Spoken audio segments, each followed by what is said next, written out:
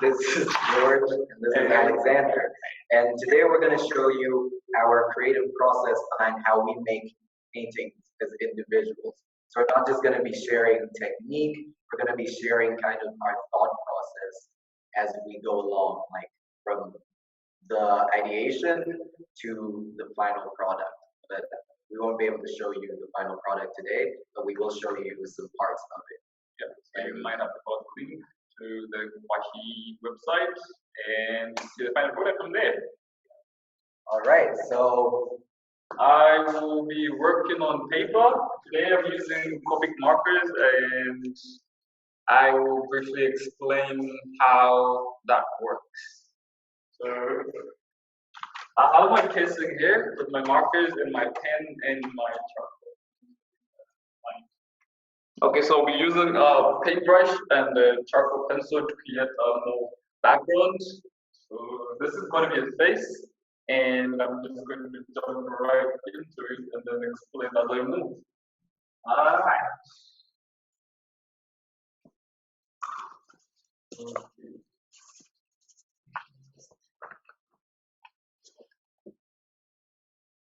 So this is going to be an abstract face. Most of my abstract is kind of almost conceptual abstract, but it's like a color. It's different, really different.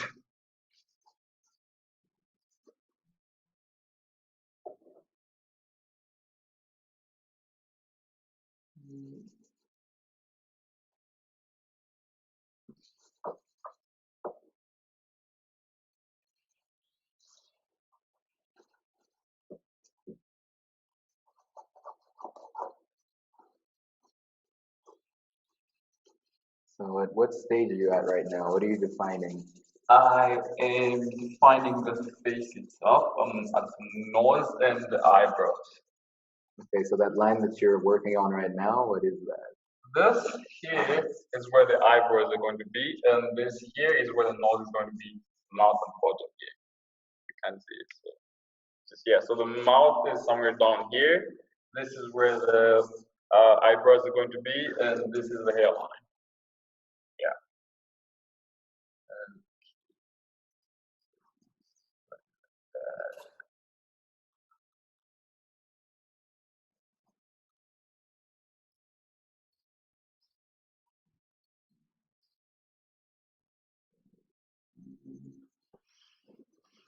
so now defining the nose.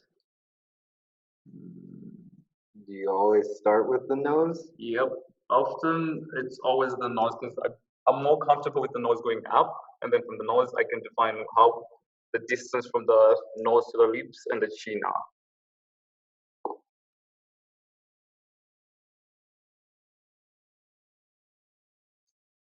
So how do you come up with your ideas? For this one, because it's a demonstration, I'm basically imagining the face, but I usually use reference or yeah, look at the stars and imagine a face in the stars. I like to see faces where there are no faces, so I create my own face where there's no face. You could literally give me anything, and I'm pretty sure I can come up with a face in that. So if you look at most of my abstract, even with random objects, I can point out where a face is and where there's no face. So it looks like an eye, it looks like a human being. So it's more familiar objects.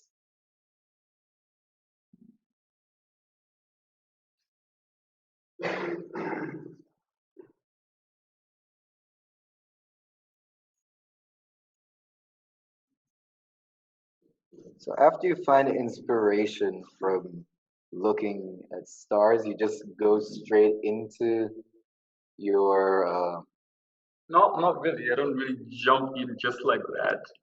Sometimes I analyze, and if I like what I see, I'll work with it. If I don't, I'll slightly adjust it maybe, or just create a different image from what I kind of envisioned.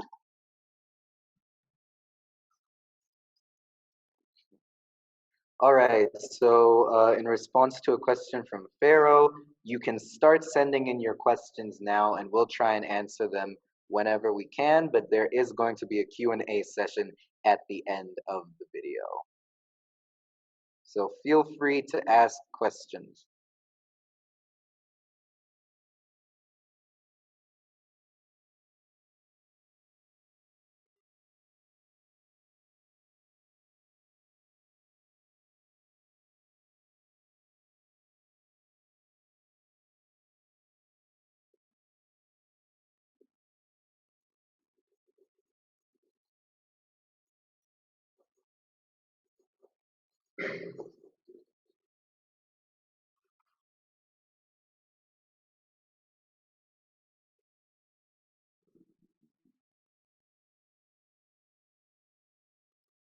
So even though your work is abstract, I can see that you're still thinking about lights and shadow. Yeah. So what part of your work do you allow to become abstract and what part do you try and keep realistic? I try to keep the figure slightly realistic with recognizable features, but colors and outline are completely different. It's usually uh, rugged shapes or lines. In this case, I'm using both straight lines and swirls. So you see.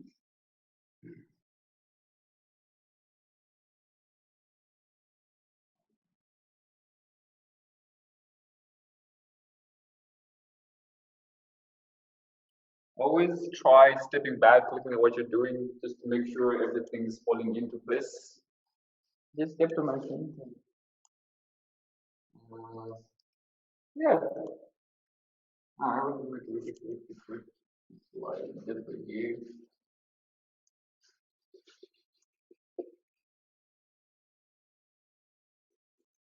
What kind of charcoal do you use? Like, do you prefer hard charcoal, soft charcoal? Soft charcoal. I'm using a B right now, I think.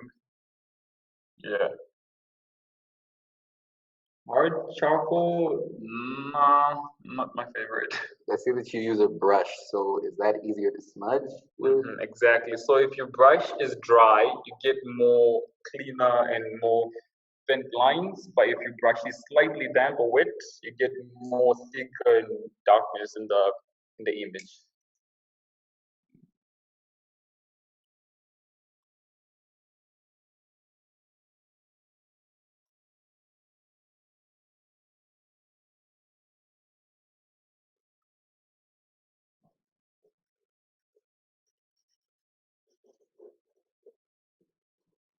So what things do you think influence your work?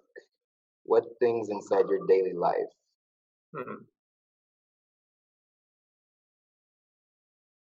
Uh, Most of the time, I kept thinking about what to paint, and I never really go anywhere to start thinking too much on what to paint. I just start, and once I get to the process of putting something down on canvas, that gives me the idea of what to do next. I cannot think of something and start painting it. I just have the ideas in my head. Like I think that was Stephen something said, art abstract is an idea. So once you have the idea, you can put it down, and from there you can grow. We can expand the whole idea and make it what you feel like you're comfortable looking at, or feel like is necessary, or just wants to come out. It's a relationship, you know. It's a give and take relationship. So you kind of just start giving, and then it gives back as well. So it shows you, oh, I want to be this, do that kind of way.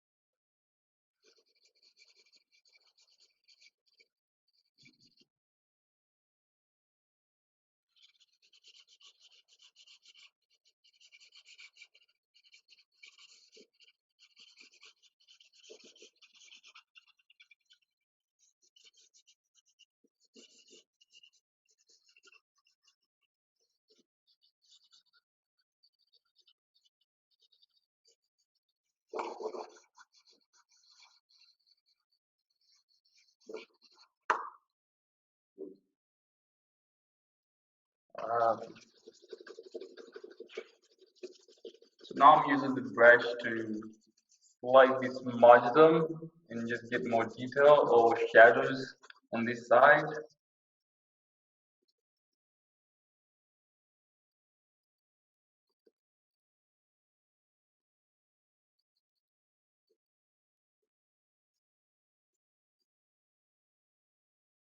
So you see the face start popping out now. Everything will just start falling into place.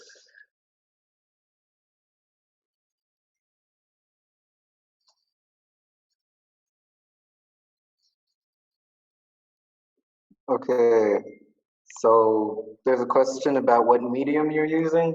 I'm using paper and I'm using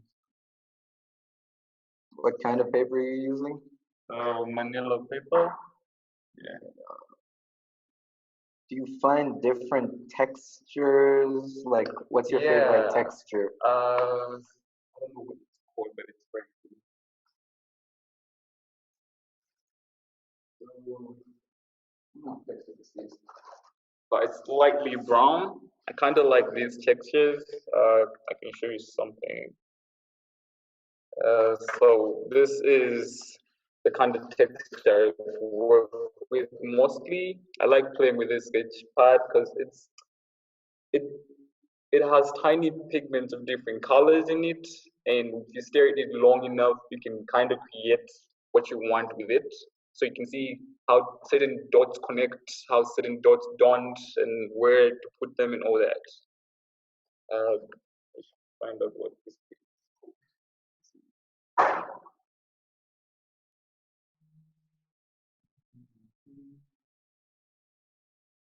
Now I'm in the part where I stare at it for a while and see if I should add more or less or see what it wants. So I'll just briefly explain my creative process for different paintings and how each painting comes to life. So if I'm doing something with acrylic, often I get inspiration from colors or the stars. And once I spend enough time analyzing the color, if I'm comfortable with the colors, if I'm not, I tend to just jump in. I don't have you have to think about it some more. If it sits right with me, it just goes onto the paint, on the canvas actually. So if it sits right, it sits on the canvas. So I was going to show you something. I'll demonstrate. This, I kind of makeshift a pendulum to create a painting I was going to demonstrate for you, but it's too drawing now. It's right here. So this is one of them. This is a painting I did with the pendulum. You wait. I cannot move it right now, so it has to sit here for a while until it's dry. So I got the idea for pendulums. I don't know. I just woke up and I had the idea. Just try something different, try something you haven't done before, and we kind of mid-shift the whole thing. So this whole setup is based on like was seats and was a stretcher up here, part of my canvas up here, tied up to a bucket with rock. So this is the pendulum that I used to make that painting on the floor. So the process wasn't thought out.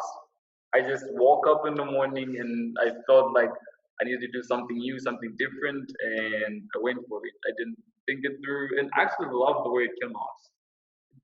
It gives it a slight vibration type of effect to it, and it's still being worked on. So you see more of it soon.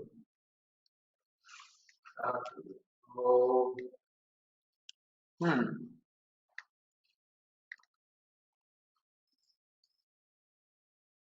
yeah. This can just move down here somewhere. But That should be. Yep, right there.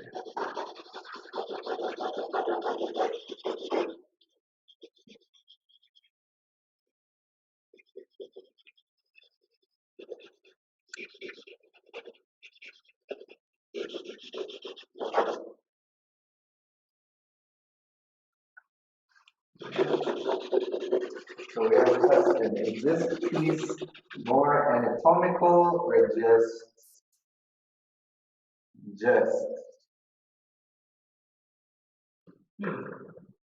Which piece? This one here. Okay.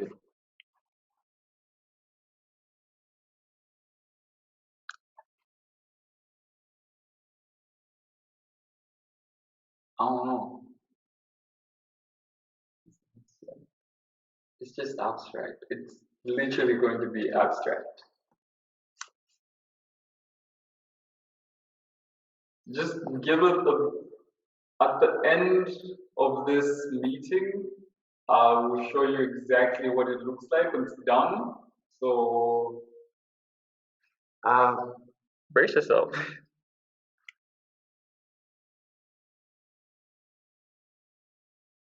So we'll post all of these finished images on the Nkwashi app. So if you aren't aware of it, Nkwashi has an application that we're using to put all of our final products. You won't find images of the pieces that we're making during our stay here anywhere else. We'll be sending you the links and you'll be able to see the work from there.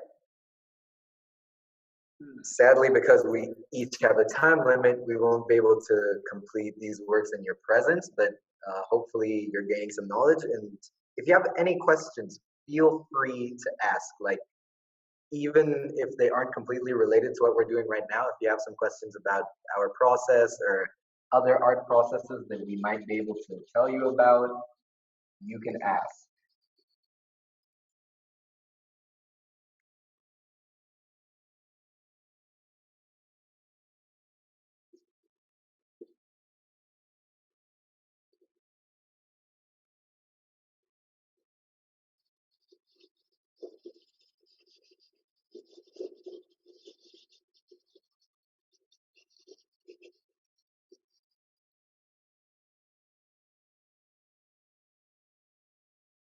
What do you think influenced you to put that mark down?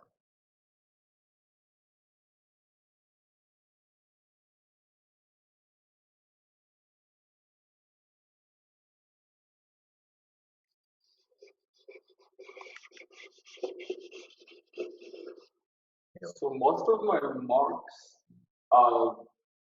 I relax my arm when I'm drawing. I literally just relax it and try to see what it wants to do. If I'm comfortable with it, I'll go for it. If I'm not, I just stop. So if I start putting down marks, I just let it put the marks. So the arm is in control at this point.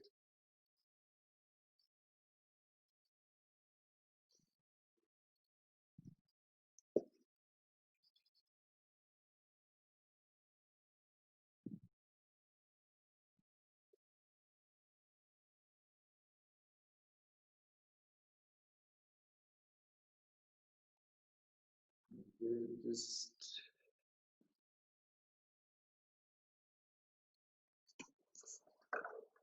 okay, so I have water in here, so I'm just dampening my brush a little bit.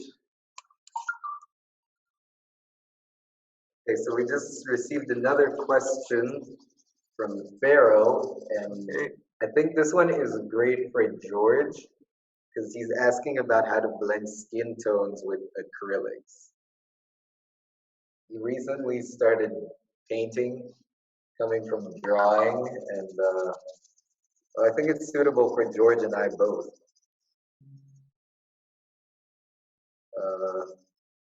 I think I'll try and answer that a little bit more in the Q&A. We'll reserve that one for the Q&A. So if we don't get back to you immediately, please just resend that message. depending on how many messages will come in during the Q&A time.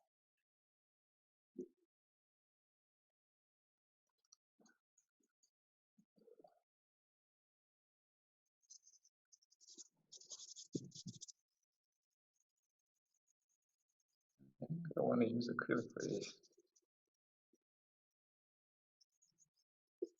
A lot of your work is very instinctive. Yeah. So I feel like creativity and intuition are mainly the most important or the most beautiful qualities a human body can actually withstand. Because with intuition, I haven't been wrong so far. Every time I paint with that, I always just manage to get exactly what I want. Okay. Let me just get some big color. Okay, I'll proceed with a marker.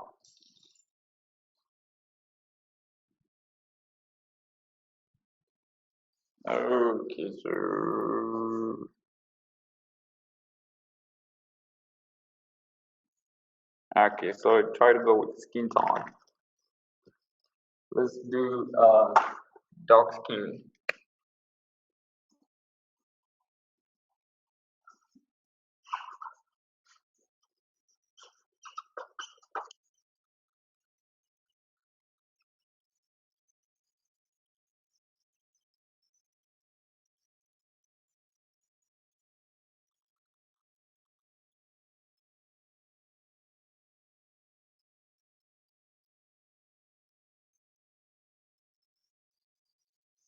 Question, why do you add water when sketching?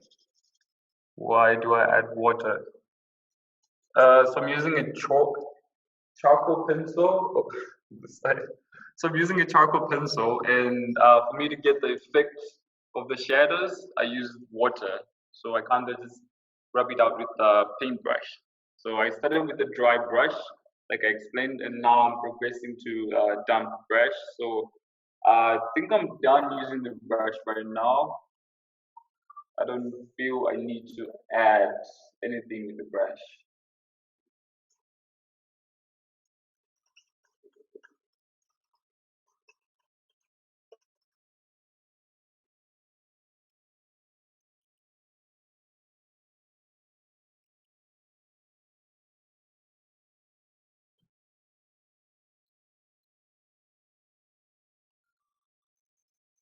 Where do you get your manila paper from?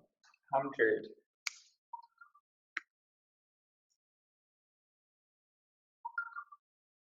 I get them for 3 kwacha one. I think they'll give you a discount if you get like the whole roll.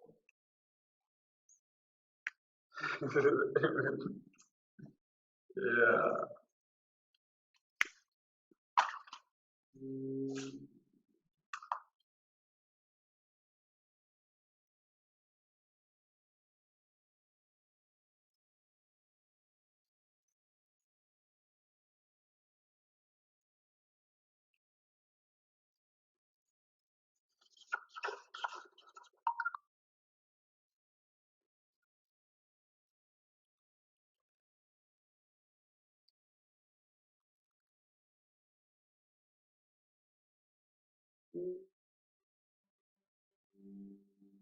One marker is missing.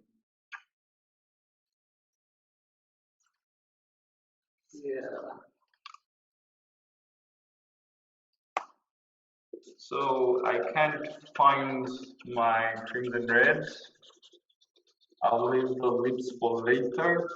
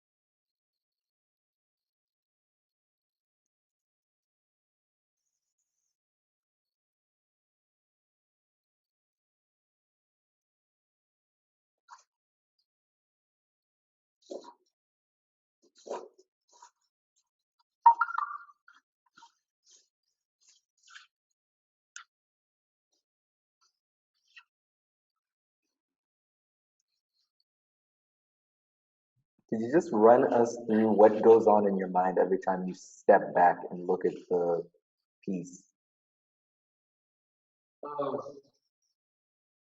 Running through exactly what goes through my mind. Yeah, like what are you thinking? Because when I step back and I look at a piece, it's like, huh, I'm trying to assess balance. I'm trying to assess if I like that mark. I'm trying to assess proportions because I try and be more anatomically correct inside my art. I'm getting looser these days, but still, that's what goes on in my head. So what's going on in yours? How about listen to you? I look at where needs more details, slight details, like maybe colors. Right now, what I'm looking at is how the face looks like, and I'm seeing the complete image, and I'm just trying to remember exactly where which spot goes where. So I can see it in my head. I just need to put it there. That's it.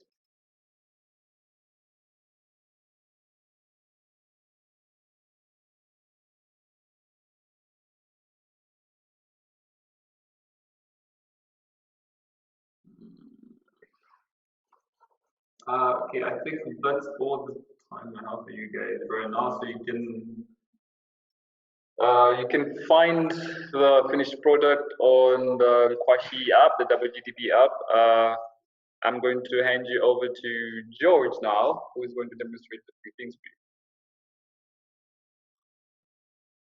for you. All right. My name is George Mwanga. I'm a mixed media artist. I'll share with you the creative process, the way I create my work. So first thing I look at is, of course, you can have a subject that you want to paint, or it can just come as a feeling and then you want to paint something. So the first thing that I look at is how big is my canvas and how I'm going to fit in the subject into it. So there are different forms of art which I'll share with you, and I try to work with these different forms to create my work. So when I came to the residence, one of the goals I had was to try to discover myself, like what is it that I create naturally? What is it when a painting just comes there without me having to think about it? So as I kept on practicing and experimenting with more materials and combining with my ideas, then I discovered it, and it has been so fun. And I've been excited to create, like almost every time I just want to paint because I know how to do this. So as artists, we have like creative minds think alike. So I don't know if there's someone out there who also is experiencing the same type of creating process. I'll show you. I'll just bring my piece.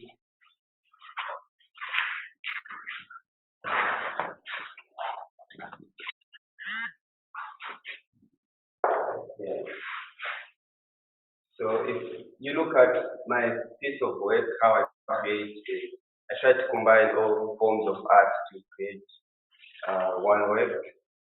So for example, in our mixed media artist, so I just create with different texture and different mediums to have a piece of artwork. So right here, I have piece which I'm working on, and I add some fabric to it, and then I'll just explain to you how I do that. So this fabric, this was my clothes that I used to work on, to use, doing some paintings. I just kept them because I like texture and the colors in them. So I normally use some glue to stick it, and then later I use cotton and needle. So realism is the type of work where you paint, trying to imitate the actual details from your reference, and expressionism is where you just paint by expressing effects that will provoke a mood or something. The cubism, of course, is just having different shapes and lines create the subject, which are those lines I have in the background. And then I have the nature right here, the wire, which I'm working on, and it's going to be there. So I just use different materials to create, and then I just place it there with the masking tape so that I have a look how it's going to come out. If I want to move it, I just move it very easily. So, like I said, I first start with thinking about the size of the piece, and then what I'm going to put in, how I'm going to set it up so that it's not congested. So let's show you few stitches how I put wire on canvas. Yeah. Right here I've got my wire and my pile. It's called a long nose because it's kind of long like that, and then you have two pieces. So this is one of the tools that I use. And of course, I like to be safe because I only have two hands my entire life, so I don't want to have them in pain, so I just wear something to protect them whenever I'm trying to use different tools. So this is a needle that and the cotton which I use to put the wire on canvas. So I'll just show you a few stitches.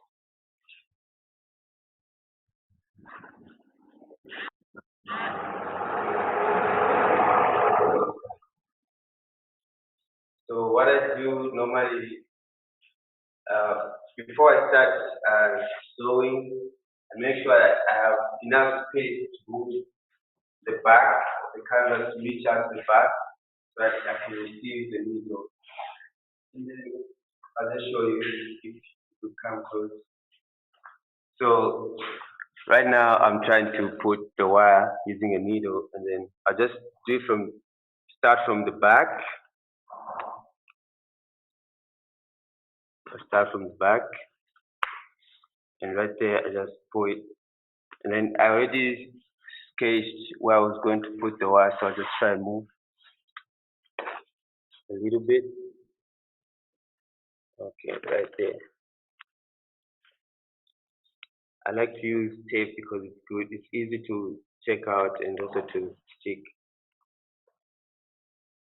So I have my other hand that is following this stitch that will create a good pattern to my piece. How did you first start sewing onto, well, how did you learn to sew first of all, and then how did you start sewing things onto canvas? Like, where did that idea even come from? Okay, so I come from a family where there's girls. I'm the only guy in my family, so I have sisters and my mom who likes to sew. So I grew up with them, and being the only boy, I used to play with their cotton and needles. So that's how I learned how to sew, like types of sewing techniques. I learned from my sisters and my mom, and putting different things on canvas, I just love it because it's fun to work with. For example, this used to be my shirt. This used to be my shirt, and I used to love it very much because I just used to feel good when I'm painting this clothes. So when I got my new worksuit, I decided to just put them on canvas and include them in my work because I like recycling and yeah, you know, save somebody's life with recycling. Of course, we have a clean environment and stuff. So yeah, sewing canvas. I remember there was a point when I didn't have a big canvas and I wanted to make a big painting. So, like I said, I always start with thinking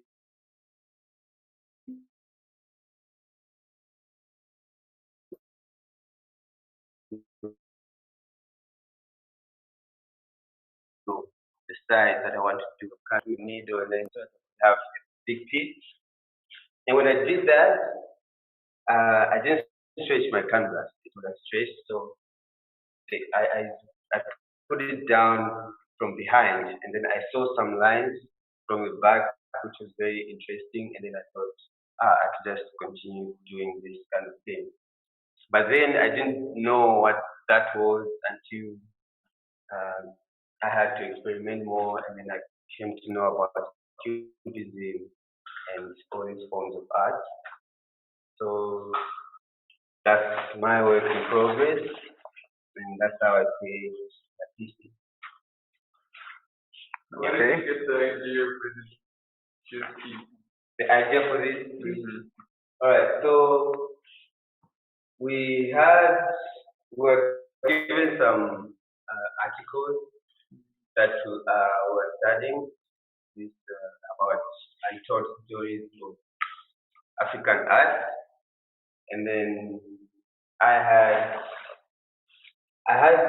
when I was studying, I found something interesting about conceptual art, how it started in Africa and how it's how it is still alive at this time and how it applies to our daily life. So this piece is came from that, and it's about the power of the mind and the laws of attraction, the forms, things that form up our daily life, which will later come into the piece. It's not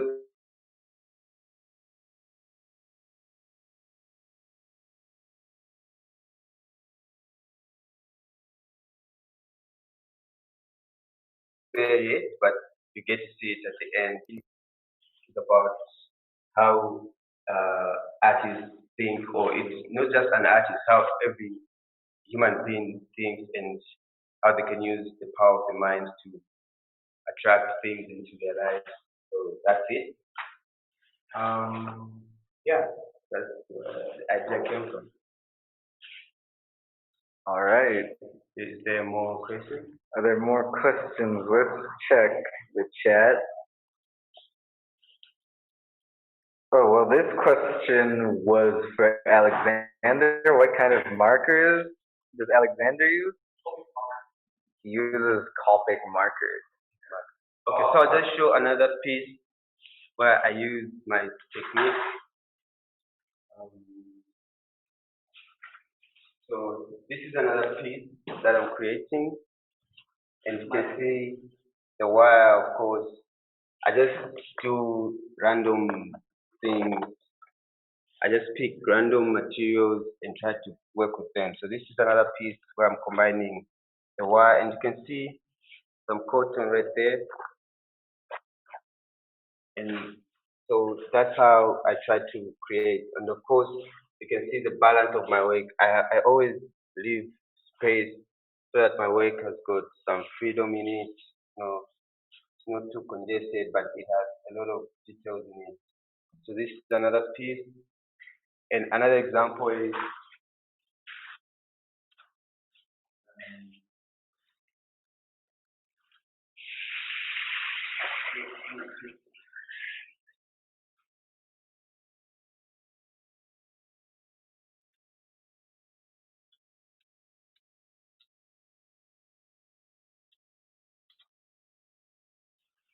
So play around with different uses. Well, right now, I'm trying to think of the space that I have on the canvas and the size of the object and the materials I'm using. How am I going to glue it onto that?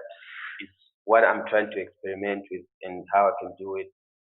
So this is my creative process. I just like to use different textures on my work and try to challenge myself to think beyond just making a realistic painting and going as far as combining all forms of art into one piece. Yeah, so that's it. That's my work. Yeah.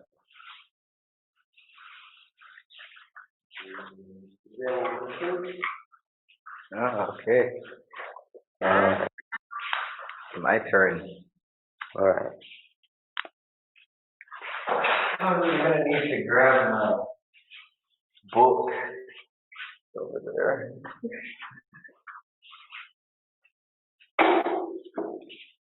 Grab a piece of paper. All right. So I'm Jacob, and I'm going to be explaining my creative process for oil painting. This is the oil painting I'm working on right now. Quite different from what I usually do, but that's what I'm here to explain. So pretty much in the beginning, I usually start with a pen here because I find that like sketchbook of my little compositions here. I play with composition, movement, everything inside here, except for color. Color I always use like a separate piece of paper for. That's for later down the line. So as you can see, there are words here, and these words are actually lyrics to the songs I'm listening to at the time. So I use music to make me feel an emotion, and then that emotion is going to bring out an art piece inside me. And sometimes the lyrics will influence what I do end up sketching. But for this piece, let's see, it's one of these messy compositions that I was working on. So I think about the dark and the light when I'm sketching and coming up with the idea. So I have different, like the subject is a guy and a girl holding hands, but I have different ideas for it. So we have this one where they aren't holding hands, but they're together. We have this one where it's their full bodies. This one here is the one I decided to go for, where they're looking away from each other and it makes this interesting V shape. So sometimes I think about letters and I use letters to arrange my art, like maybe an M or a V or an H, stuff like that. Then I go further to develop my work larger and work on proportions where I want the subjects to be placed. I'll use graphite for that or charcoal or whatever. And I started arrangement, so I created this metaphors. I say I want this painting to have an aspect of the wind and broken glass inside it. So this is like the wind. The movement is very windy to me. And on the canvas is the broken glass concept. So this is the first stage. My second stage is choosing colors. And right here, I have these two color palettes. This one is blue, purple, and red with some white and black. Then below it is the yellow, blue, a little bit of green, some purple. I didn't like it, so I went for this darker feel, darker one over here. And when I choose my colors, I think about one color that's going to dominate the painting. Like, for example, when you look at this painting, you will mostly say, this is a black painting, because it's mostly black on canvas. And I do that so that I don't get like muddy effect. Because if you put a bunch of colors equally on canvas, it's not pleasant to the viewer's eye. So I choose one dominant color, and then I choose the color that's gonna be like the accent part, the part that's gonna pop, which is the red here, which is also the brightest next to the white. So I have a white highlight and red highlight. And then everything else is a little bit darker, more moody kind of vibe. And I take my time to sketch on my canvas. So I primed it with a gray acrylic primer.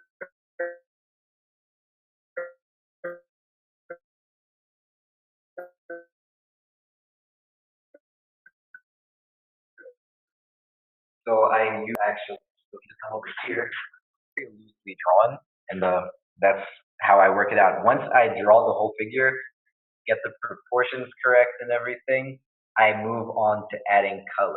And the medium I'm using is oil. And the tools I use are just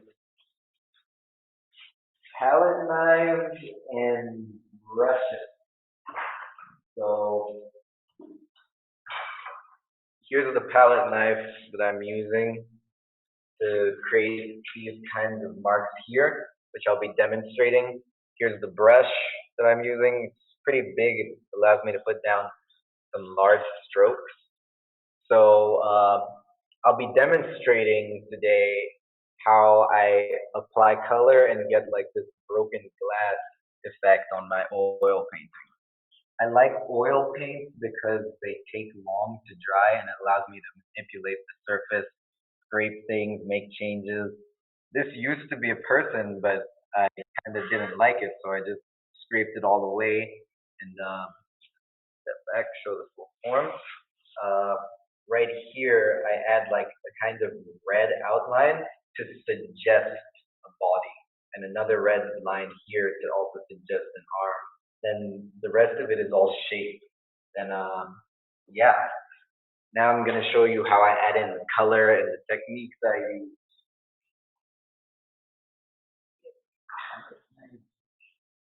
I have a bigger palette.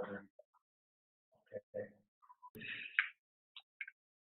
Just open up the oil paint.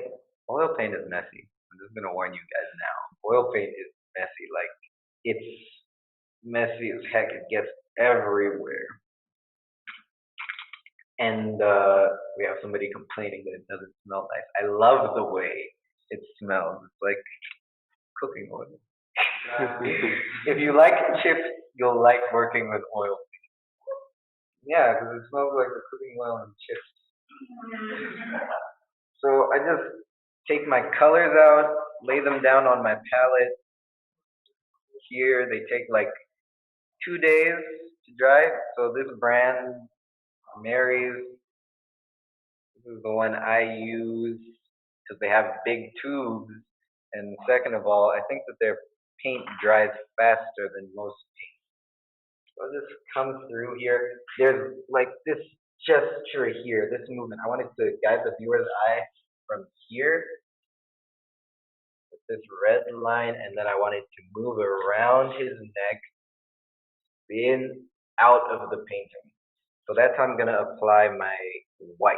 I'm gonna take white on my palette knife here, and I'm just gonna get violet. Scrape it. See how the blue is coming out of the canvas every time I scrape? So when I do that, I'll scrape like this, lift up, and it creates this kind of textured line. I don't mind what color is raw palette strokes, and I just continue going around trying to fill in any of the primer's marks. And if I smudge some of the red I used to have and I want it back, I'll just come through and squeeze the tube directly onto the painting. So like right here, I love this beautiful mark there. I just find it very interesting when the colors are like kind of all inside the same stroke. I'll just continue going around, working around this person, picking up color on my palette, just scraping away on my palette knife, creating that kind of movement, just all squares currently.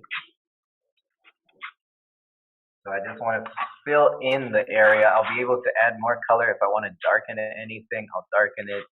But the whole goal is to just fill in the area with sufficient paint, because you have to use a lot of paint. This is called impasto. It's where you paint very thick so that there's texture. A long time ago, I liked flat work because I transitioned from drawing into painting, and drawing is usually very one-dimensional. So, see, just step back a little bit.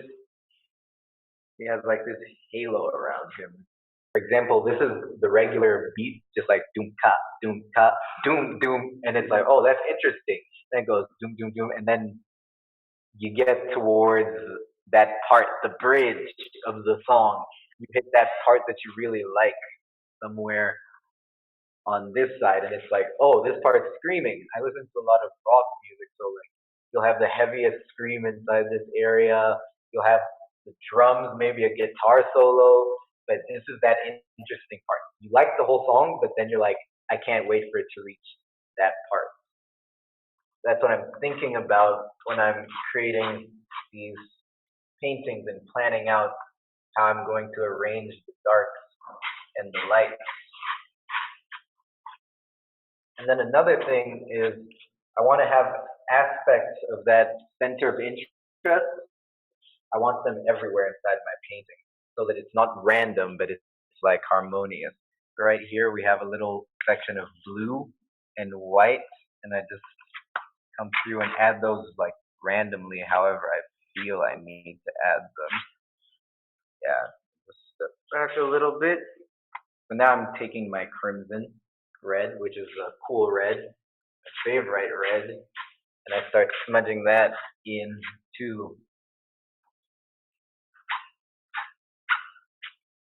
So I think about warm, cool, light, dark, texture, no texture. These are all opposites, and you can use opposites to guide the viewer's eye. So if the whole painting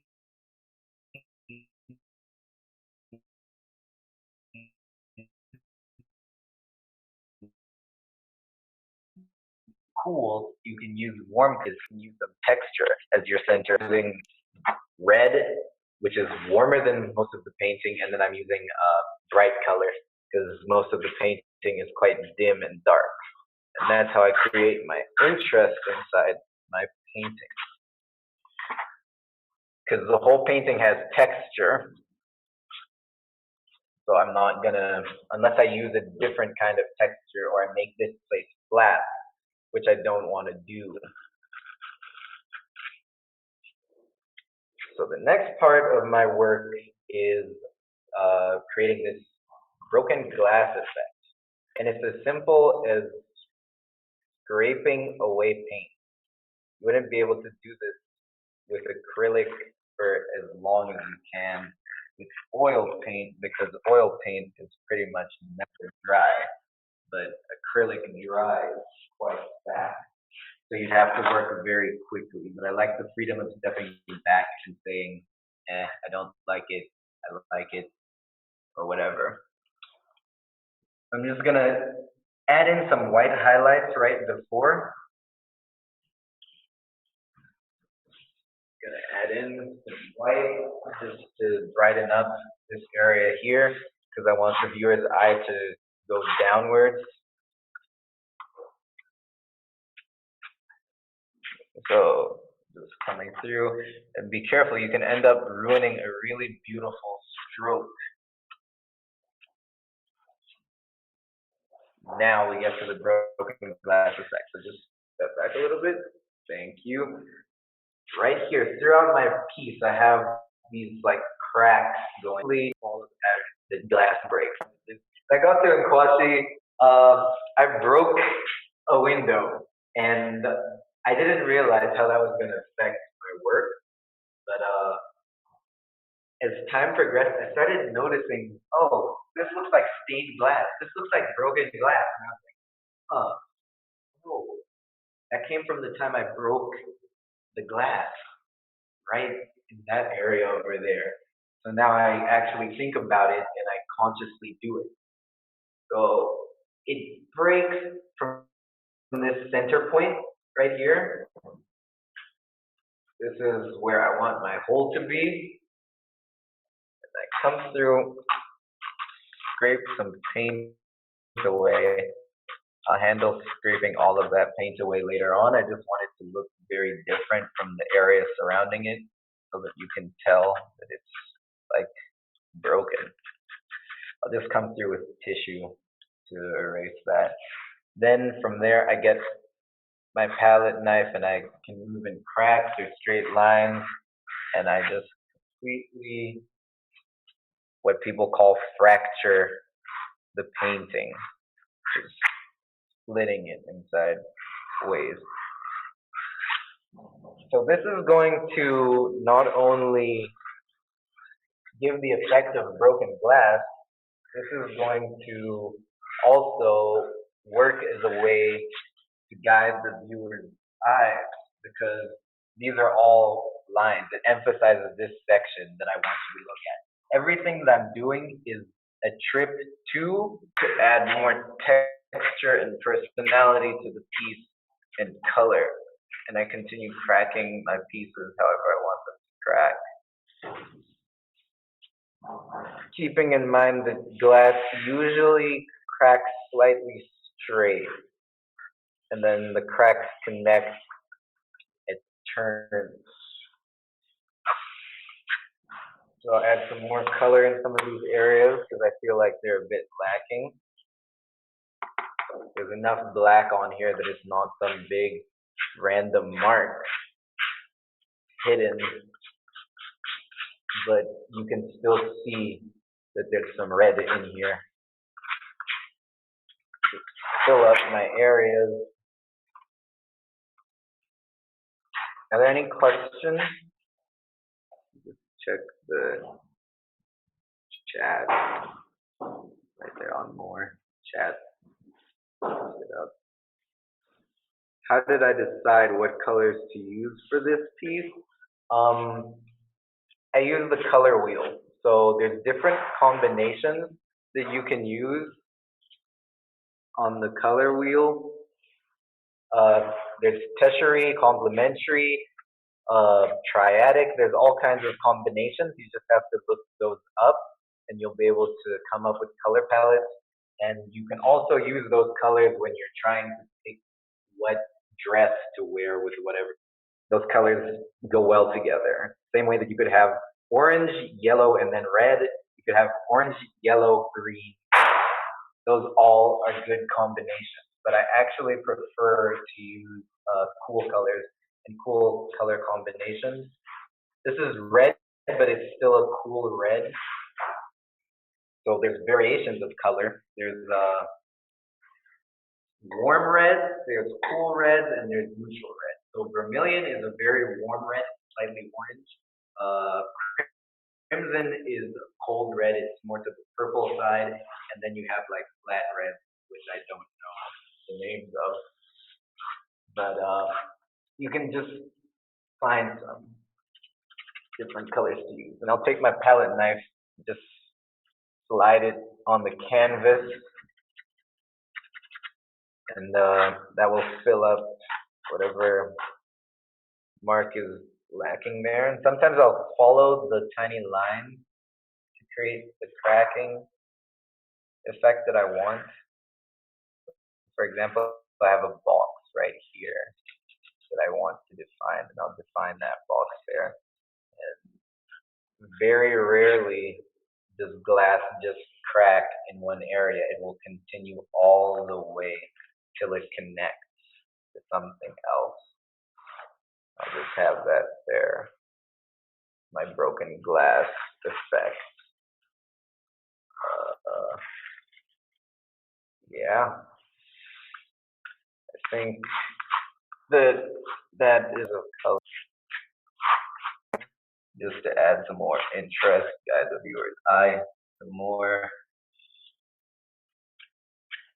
Yeah, then one of my favorite stages of the painting is taking the tube and scraping directly onto the painting with the tube. So this is the line that I want to create, and then it needs to swirl around and go up. I'll take this and I'll follow some of these edges. I'll just scrape paint along those edges there to guide the eye on those edges. How I want the person's eye to move throughout the painting. Just add some red strokes there throughout, slide it over, around. I like it very thick. It's interesting texture to look at, like I said earlier. I'm thinking about how I can contrast what's already on the canvas. And this is a texture contrast, and you're not going to get a more vibrant color than what's inside the tube. So the second that you mix a color, it's not going to be as vibrant. Just keep that in mind whenever you are doing this, that you want to keep your colors vibrant in certain instances and not very, very vibrant in other instances. And I'm going to continue echoing that out throughout his body so that it's similar to what I did over there in his hair. I might even just put this red centrally here and just scrape that around a little bit. Yeah, it's a big red dot. It looks like a bullseye. It actually looks like gears and a bullseye in the center. But a bullseye catches the viewer's eye. Red. So I just continue echoing these colors throughout my composition. Get it around there. So the lower part isn't done being developed yet, but so far I like what we have. I want to blend this a little bit more. It looks very random. Get that there.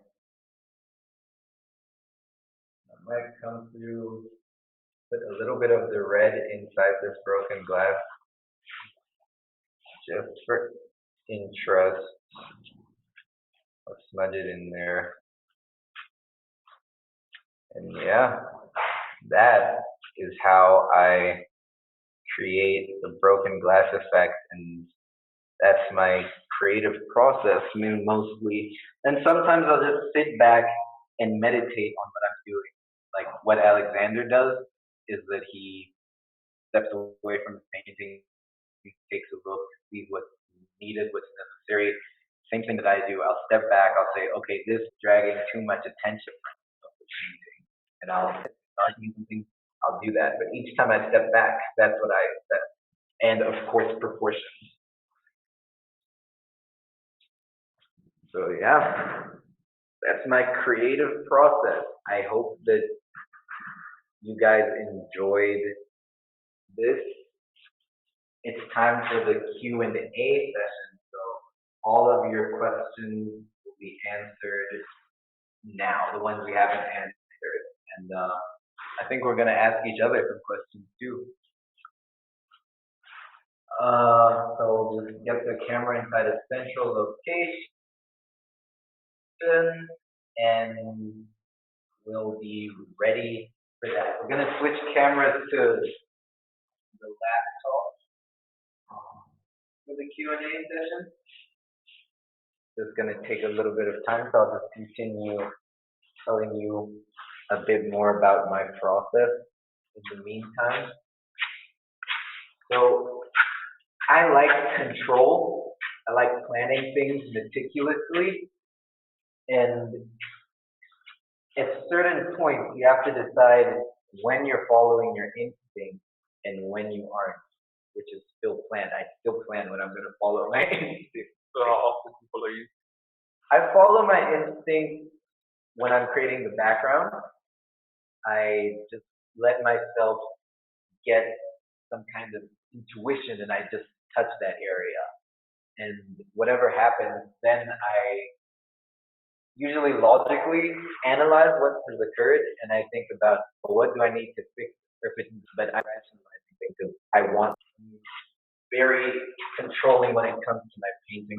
Some people are very loose and free, And that's important because when you're able to be loose and accept whatever your mind is telling you, it creates very compelling art that's true to you instead of thinking about things all the time. My biggest piece of advice to anyone who wants to create art is do what you love. Just do what you love doing. Because otherwise, you're not going to stay in it for a very long time. And you're going to find yourself like not progressing and maybe even procrastinating to create art, all because you're like, oh, I want to paint like this person. If you really enjoy painting like that person, you're going to be excited to do it. But if you don't enjoy painting like that person, then you might find yourself making these strange excuses and you're going to call that artist block when you really just haven't. You're not doing what you enjoy doing. So what do you do, or do you ever have artist block? Yeah, I have artist block because I am still trying to find my style. I'm still trying to find what I enjoy. I know that I love quick paintings because whenever I do a realistic painting, I see myself stalling and not painting. I find myself online browsing Instagram or Facebook. But when I start getting instinctive, I enjoy that more, and when I love that, that's what I love painting. Right now, I mostly paint the human figure. I've never tried a landscape, but you never know. There's certain aspects of different elements go into people's paintings. So, for example, my favorite painter, Jeremy Mann, is a cityscape painter, and then whatever he creates has like he usually does rainy cities with cars and traffic and stuff, and whatever he creates looks like the highlights in the space will seem like a traffic light or something, or a beam of light from the car, and then it looks wet somehow, like the whole thing looks wet. And it's like, how is he treating a dress like a wet reflection of a car's light? Amazing. It's amazing. So right now what I have is broken glass. That's what I'm trying to put down. This broken glass.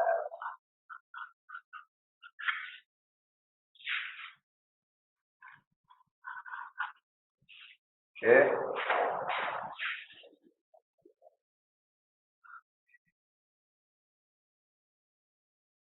Any more questions? What's your sleep schedule like? My sleep schedule? Yeah. I don't. I will go to sleep at like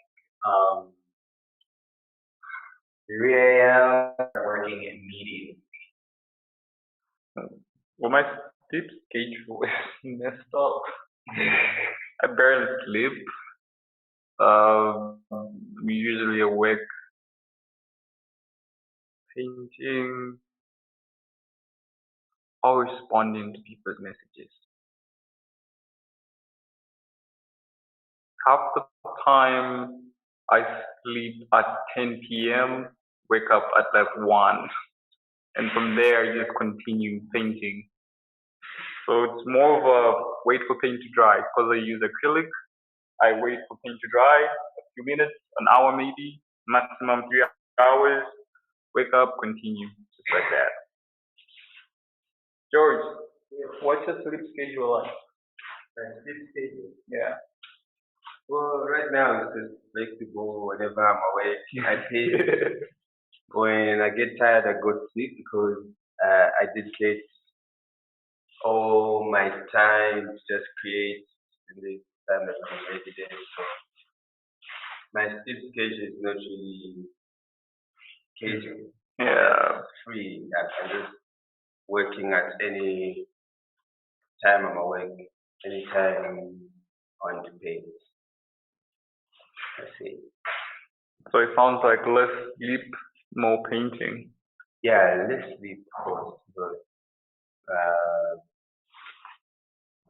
you can't create in your sleep. You can't. You've been sleeping for too long, man, and then now we have time to work, and when we Does the work ever finish? So so for me, every time I have an idea, if it's an idea I need to, if I see something that I need to add on my piece, whether it's signed or not, I'll still work on it until I'm satisfied. If I'm not satisfied, I'll just keep on. Okay, this is a question from Florence. We all have a different process, so what have we learned from each other starting on the first day of the program? What you have learned from each other. Yeah, we all have different creative process, and inspiration is derived from different places. So, what have we learned from each other during this whole program? Well, for me personally, I have learned how I can create even when I have limited color. Let's say if I only have one color, if I only have black, if I only have blue, like well, give time a piece. And then from Alexander, I've learned how to meditate. You have your piece in front of you, you look at it, you take steps backwards, and then you just observe the piece. Um, and I also learned something from myself. Strength to work. Like right now, I'm very excited because I discovered something to relax. So my friends are just surprised how every time I just find painting because I'm enjoying creating, and this I just decided to get a lot of material as much as I can, and then whenever I have an idea, I just put it down. And my friends will also giving their thoughts on how to go about finishing a piece of work. Very tight. So that's an art term for you try and control everything that you do with a painting. So it's very tight and not loose. And these guys will just pop up. If you see his process, I don't wanna like give away trade secrets or anything, but a little hint is that he's just applying paint with a palette knife random. That's a little hint. The rest, the rest, I don't know. Maybe one day he'll share it with you guys, but he does that, and I was like, And I took that for my background. That's how I work around my background. Alexander has one of the most fluid art styles I've seen. When I mean fluid, it's like there's so much movement. Even on this piece they was doing here, if you get the chance to go to the Nkwashi app once we post it, you'll be able to see all of the movement, all of the circles, lines that are just fluid. So, Alexander, what have you learned from us? Oh my gosh, where to start? Exactly. Proportion. Jacob gave me the idea of how to draw portraits. I originally just started with a sketch or draw charcoal and then work out with that. He taught me the whole layout, like a grid method. So you kind of separate everything up from like the hairline to the eyebrows, from the eyebrows to the nose to the chin. So you get that out and you can draw anything. So Jacob taught me that. George, yes, George opened my mind. He opened my mind. Like let's say most of my pieces are meditative, so I stare at stuff for a long time, and from there, abstract is like half an image. So the half is put on canvas, and the other half is in your head. Yeah. So what you have to do is just piece those two together. So when you look at George's work, you'll see it is a complete image, but it's half an image. The rest is in your head. So stare at it long enough and you appreciate the art. Jacob taught me colors as well. He uses a lot of cool colors. Yeah. I'm trying to venture out of black and into more vibrant colors. We're in the same boat. Yeah. I use a lot of black. a lot of black. All my paintings have black in them. Very few, maybe one. Oh, one doesn't have black, but the rest all have black in them. So I'm trying to separate that quality and just try to do something new. So Jacob influenced me to try more colors. We're working on the color wheel and trying to blend all the colors. And But for me, everything I see around is just a medium that I can use. So I'm looking forward to try and work with rubber. Rubber? Yeah. So interesting. yeah. Can we on your painting? So I started out with graphite. Graphite turned into crayon, I guess. Crayon, like legit wax crayon. Everybody's using. Yeah, wax crayon. And then wax crayon, like this is my childhood. Wax crayons, I didn't like it. Switched back to color pencils. Color pencils were with me for a long time. Color pencils and graphite. Then I moved into charcoal. Charcoal and graphite. I love that. Then from charcoal and graphite, I started using watercolor. Watercolor was a struggle. Watercolor turned into acrylic. Acrylic got added to my charcoal drawings, and then one day I said, let me try oil. And I absolutely fell in love with oil. So pastel is the only like classic medium that I haven't tried yet. And I'm not sure if I would want to try it. But, maybe I will. Oil pastel seems like another option. Water soluble oil. You guys know any other medium? The classic one is watercolor oil paint. You can also experiment with ink. Oh, ink. I was using pen for a while and I fell in love with pen. I'm still in love with pen. I love gel pens and I Gel use ink gel pen. back From any Chinese store. It's the perfect, So perfect medium for me. what I was trying out, how I just tried to make prints on canvas. Oh, like a stamp, yeah. So I want to work with rubber and then also the rubber for tires. Yeah, just trying to work with that. If I could find a way to just blend it and melt it and then put it on canvas or recycling. Yeah, I just want to experiment. This is my one and only watercolor painting I've done. This is your only water? Yeah, so I want to try this one more time. Yeah. I've done it once and I liked how it came out. Slightly okay, but I feel like I can improve and do more with this. I haven't done any other water ever since. I like it. So watercolors definitely. I want to try experimenting with epoxy, resin, oil paint. I'm never going back to that.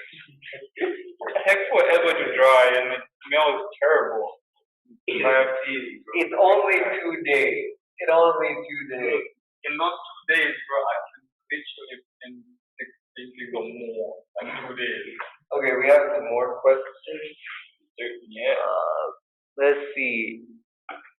I'm experiencing that moment in my career when everyone tells me that they will tell me when they're ready for a commission, and it's very frustrating. I haven't done a lot of commissions, but I have been in that position. And what I kind of focused on was more painting, and I did reach out to a lot of people. So regardless of the response, I'm always trying to push it. I'm always trying to get more commissions, more work done. I keep on painting, I don't stop. So regardless of what position you're in right now, just keep on painting and keep on looking for work. Always keep on pushing. You just don't have to stop. Once you stop, that's giving up, and the people will give up on you. So if you give up on yourself, well, if you give up on yourself, there's no one else to continue again. So, and also, because a piece of a commissioned work is something that a client will ask you, I want you to pay me or I want you to pay this for me. So maybe sometimes they're looking for the right email if they want to paint.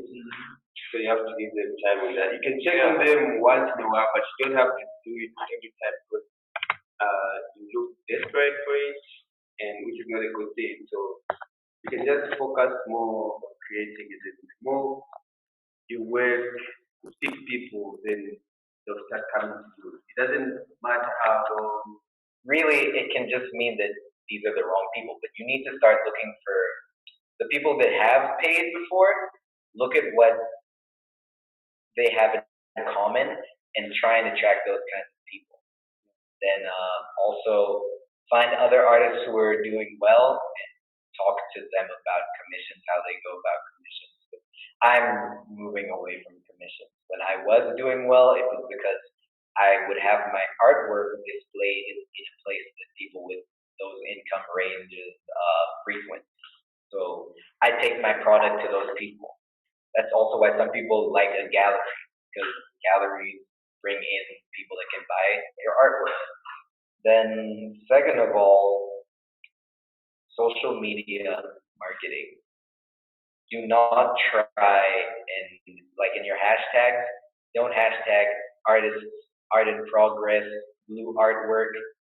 Use your hashtag to reach your target audience. So that could be new home owner, hashtag new home owner. They want art on their walls. Art collector, hashtag art collector, hashtag Zambian artist, because art collectors may be like, oh, we're looking for Zambian artists. Zambia tourism, tourists will want to buy local memories, things like that. Local folk tales. If you paint pictures of urban legends, then somebody will want to get that done. Then if you want a portrait, try and say, hey, you get a discount if you get a portrait from this guy. I'll also draw it like that. Okay, so there are more questions.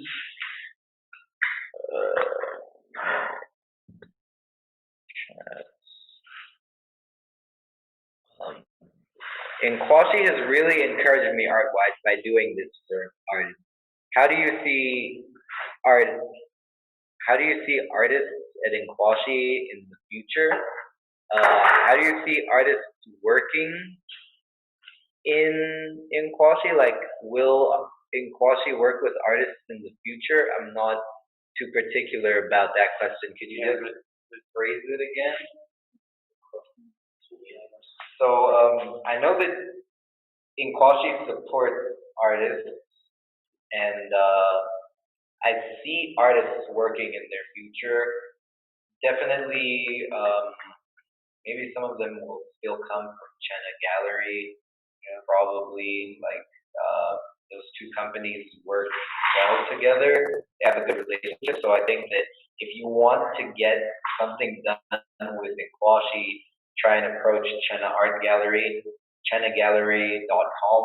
You'll find them. They're on Instagram, Facebook. Get in contact with any of the people there, and they might be able to help you. But I definitely see art in Nkwashi's future, and because we're currently doing that. So there'll be another team. Yeah, there's going to be more residencies, different people. So I hope that we answered your question. If not, they can still. If not, you can resend it. What advice do you have for me in terms of how exactly I can market myself successfully and get more commissions? The question down here. Oh, okay. So, like I said, marketing is advertising and building brand. I'd say that's what marketing is. Then the part that most people forget is sales. So sales and marketing. On the marketing aspect, pick your audience. That begins. It starts with pick your clientele, because that's going to dictate how you market.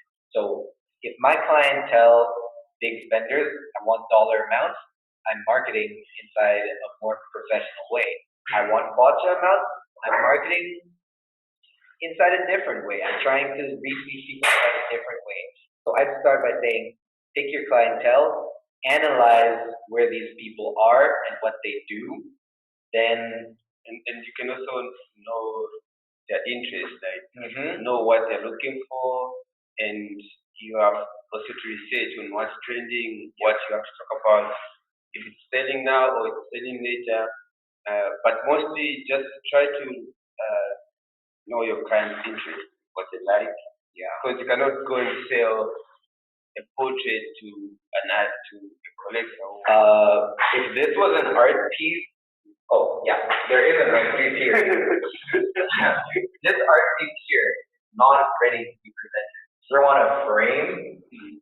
Now we're talking. Yeah. I'll be able to see that, oh, this guy's serious about his work. Then another thing is people like to buy from people similar to them. I can't walk into an area looking messy, covered in paint, and then I have a beautiful product and I'm like, hey, you wanna buy this? It looks stolen. It looks stolen. Like it looks super stolen. So you have to present yourself. And presentation isn't only the way you dress or present your work, it's the way you communicate. I can't pop up, hey yo, bro, you wanna buy a painting doll? To an executive. To an executive, the CEO, hey yo, bro, you wanna, and then I'm thug walking? That's not gonna work. You have to pop up, excuse me, sir, respectful. So if your clients are here and you're here, you have to work towards becoming like them. And another thing is the richest artist sells expensive and he's rich. It's that kind. You are mostly selling to your network. So if you don't, if your net worth is the same as your network's net worth, and more than likely you're selling to your network. Most of the people that buy commissions from me are from my network. Maybe it's a friend of mine who told them about me, and then that ends up happening. And also, if it doesn't have to be social media, you're not good at interacting with people. You can simply take your work to an art gallery. They'll do that for you. They'll display your work, and people will come to the gallery and be able to look at your work even when you're not present. What about advice for approaching art galleries? I can't lie, that's like I think for the beginner artist, it's one of the scariest things. Approaching art gallery. Approaching an art gallery. The only thing that is needed is to have work. And what kind of art gallery? I know that there's certain art galleries in the country that I can't just walk into without a certain level of how many exhibitions I've had before and stuff. So for a beginning artist, this guy's been working in art scene for how many years? 5 years, and he's I guess the most experienced with exhibiting with art galleries and stuff. So I'd want him to kind of answer that question. Like, where did you start? Like for me, I started with Visual Arts Council, and then I remember the time I was taking my piece to be presented in an exhibition. They didn't display because it was not properly stretched.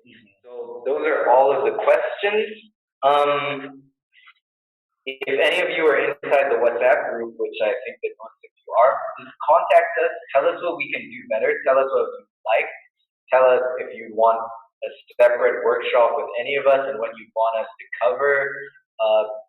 Just give us feedback. We want to create better content for you.